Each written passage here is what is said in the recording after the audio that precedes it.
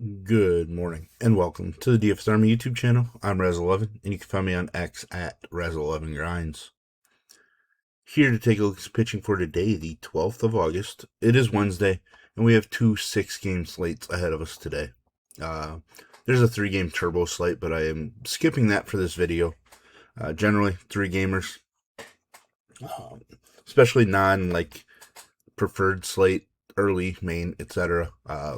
Just ones that I don't really ever play. So, anyways, this is a first look at the pitching options on the slate, and I will be looking at DraftKings as that is where a majority of my action is. If you play in FanDuel, cut my pool in half or so. Pricing isn't quite as tight. You don't have to be as creative. It allows you to get stacks you want with an upper tier-ish pitcher. This is a kind of unique early slate in that 4 of the 6 games are actually West Coast games, which we don't really see all that often. So, it's like noon to 1 local time out there when those games get started. I don't believe we have anything weather-wise to worry about, so we can just take pitching for what it is. First game on the day, Baltimore, Minnesota. Both pitchers are going to be in play. Zebby has big-time K upside, but he's volatile, allows base runners, etc. 2 starts ago, 10 strikeouts, but still allowed 3 runs, 6 base runners. 9 base runners against Milwaukee in his last start, just 3 earned, but still, he's not going to go out there and go super clean. His best start was allowing 1 run against Houston from a fantasy standpoint. 1 clean start was his very first one at the major league level this year against Miami. He has the K upside, he's just not very consistent with it, but I don't mind picking on Baltimore with K upside. I will have plenty of exposure to Baltimore bats, however. On the other side, Shane Baz coming off of what I believe is his best start of the season with the Orioles. 9 strikeouts, 2 earned runs or fewer in 5 straight starts, and 6 of his last 7. Pretty good stretch. I'm interested. Minnesota is dangerous. They still somehow lead the AL in total runs scored on the season, which I don't quite understand as a Twins fan, but it is what it is. I will be playing Shane Baz. Definitely a bit more than I'll play Zebby Matthews. Philly, St. Louis, you get Zach Wheeler. Hasn't been the best over his last few starts. I believe that one against Baltimore was a rain delay, and then he just obviously never returned because of it. But 2 out of his last 3 starts have just been bad. His last one, 5 walks. We generally don't see that out of Zach Wheeler. A sub-1 whip on the season kind of tells you that something just wasn't right in that start.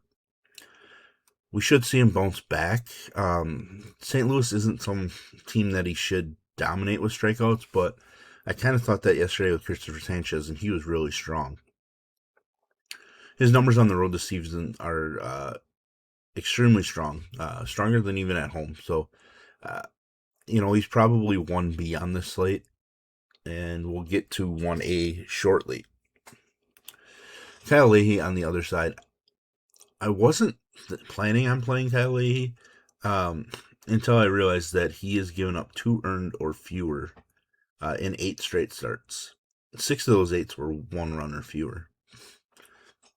Pretty strong stretch, and given that it's just a 6-game slate, I think he probably is in play because we have seen Philadelphia struggle a bit offensively. I do have some worries about him because he's been knocked around pretty decently by left-handed bats, and the Phillies have a bunch of those guys.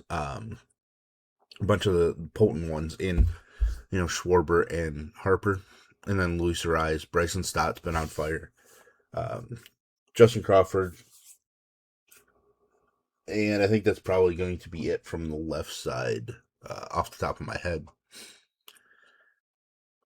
He has put up 22 plus fantasy points in, 3 out of his last 6 starts. Just not a huge upside, but for a 6-gamer, there's probably a route where he puts up SP2 type numbers. And because of that, I think we have to sprinkle him in. Tampa Bay and the A's, you get Jack Perkins. I'm not picking on Tampa Bay right now. He's given up 4 home runs over his last 2 starts. lost 9 of them over his last 6 starts. Just a lot of home runs. Did have 9 strikeouts 2 starts ago, but generally 2, 3, 4, 5. It's kind of all over the place. And Tampa Bay doesn't strike out at all. Drew Rasmussen, here is pitcher 1A for me. He's just throwing the ball amazingly. Obviously, the ballpark sucks from a home runs allowed standpoint, but he's just been phenomenal. There obviously is regression that'll pop up at some point here. But his average against and whip, even stronger on the road, does allow more home runs on the road, but even then it's one every just under 8 innings. So, and plus the A's lineup is super watered down with all their injuries, having now lost Nick Kurtz for the year as well. Colorado, Arizona, I have zero interest in either pitcher. Now, Merrill Kelly could come out and win the slate. I won't deny that, but 8 walks over his last 2 starts, I just don't really like it. If he he can shut down Colorado. He went into Colorado through a complete game. His best start of the year, ironically, came in that game when he went into Colorado. I am choosing to pass on him. ERA approaching 6, average against almost 300, whip of 157 at home, 12 home runs allowed in 48 innings. It's 1 every 4 innings at home, 2.25 per 9. It's a pretty big number. I'm all aboard Colorado bats today. Houston, San Francisco. Adrian Hauser is not going to make my pool. Looked good in his last appearance. Getting stretched back out a little bit. I'm just not getting there. Ronel Blanco, I think, is going to be in my... I'm going to debate him. I might remove him. His walks just haven't gotten better. His strikeouts have gone down each start in his return. 6 home runs allowed. Ball does travel better during the day in San Francisco. It's not some huge home run boost by any means, but home runs can be hit more so during day games in San Francisco. The more I look at it, the more I think I'm going to pass on Blanco as the long man. Milwaukee, San Diego, Robbie Ray. Left-handed pitchers against Milwaukee is something that I am willing to play. His first start with San Diego was not a good one. 5 walks, 7 hits and 5 innings. I do have some worries there that it might take a few starts for him to settle in with San Diego, but I'm kind of willing to take that chance, especially on a 6-gamer, just because he has 30 fantasy point upside, and Milwaukee can struggle against left-handed pitching. I'm willing to go there. Dustin May on the other side was decent in his Milwaukee debut. Walks can still be an issue. Strikeouts were a little down. Did throw 97 pitches right out of the gate, so Milwaukee should probably allow him to be around the 100 pitch mark. Probably a good slate for him to be like an SP2 type, especially if Zach Wheeler continues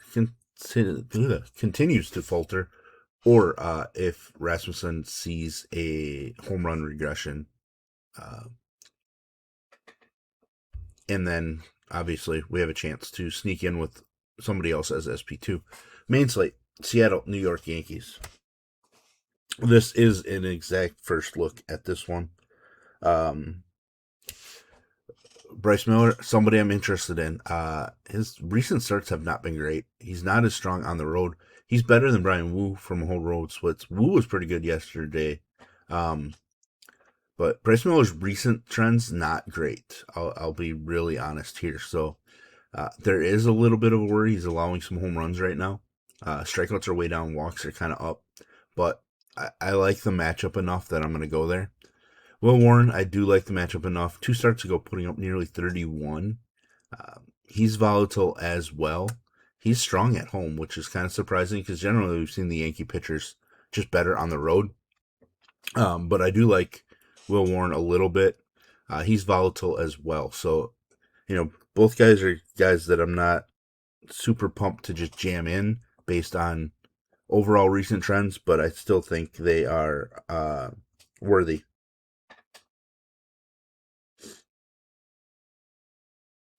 Ranger Suarez and Soriano. Soriano, we just saw Cease have some struggles with this Boston squad. He did pick up strikeouts, so that's there. Soriano's first start with Toronto wasn't the greatest, but uh, his last two starts with the Angels were pretty solid after a rough stretch. I think he's going to be in play. I don't really want to go super heavy on him, so if he is popular, then there's a chance I'm going to go with the fade or super underweight approach. But I do think I want to mix in Jose Soriano. Rangers Torres on the other side, 3 of his last 4 starts have been pretty bad. Really 4 out of 4 because he only went 4 innings in this one. This one was against Toronto, but notice his pitch count is slowly creeping up. They might keep him in the 70 to 75 range again. Obviously, the Toronto one was his first start back off the IL, but even then, 65 pitches, then 70, and only going 4 2/3, 3 innings. He did absolutely dominate Toronto the first time he faced them. So I am going to mix him in just because, if there's a chance he sees 85 pitches, I think we're probably seeing some upside, even though Toronto doesn't strike out a whole lot. Mets, Atlanta, have to consider Tyler Mahle after his first start with the Braves. He has 9 strikeouts in back-to-back starts. I think he's just somebody that's going to be in play. I don't feel great about it. He struggled mightily against the Mets. Home-wise, obviously it was San Francisco, but his numbers were spectacular. I wonder if that translates. So I'm going to play some Tyler Mahle, which is the first time you've probably heard me say that all season long. Zach Thornton on the other side. Decent start against the Braves the first time. He's a little worse on the road, but he's somebody I'm going to consider. I'm going to need to dig in a little bit. Left-handed pitching against the Braves might be the better play. So maybe Zach Thornton does make my pool, but I'm kind of interested in a lot of pitchers so far, so maybe Thornton doesn't make it. Because I do like to at least eliminate a few guys. White Sox Cincinnati, you get Luis Castillo, who got lit up in his debut start with the White Sox. Has given up 8 home runs over his last 4. Just not somebody I'm interested in. Even though Cincinnati does provide K upside, when they're struggling, they definitely struggle. 12 fantasy points the one time he faced them. 2 home runs got him. Otherwise, his average against him whip were pretty solid. On the other side, you get Rhett Lauder. I just don't think he has enough upside either. He's just one start over, 18 fantasy points on the season. It's not really going to do it for me. He's been much worse on the road, so I think that's an easy pass for me on this slate. Kansas City and the Dodgers. Probably going to pass on pitching in this game. Lauer's capable of doing some things. We just saw him 2 starts ago put up 24, essentially. So it's certainly possible that he's the Dodger pitcher that gets it done against Kansas City. Blake Snell actually did as well as a lefty. So maybe, just maybe, we have to go with Eric Lauer.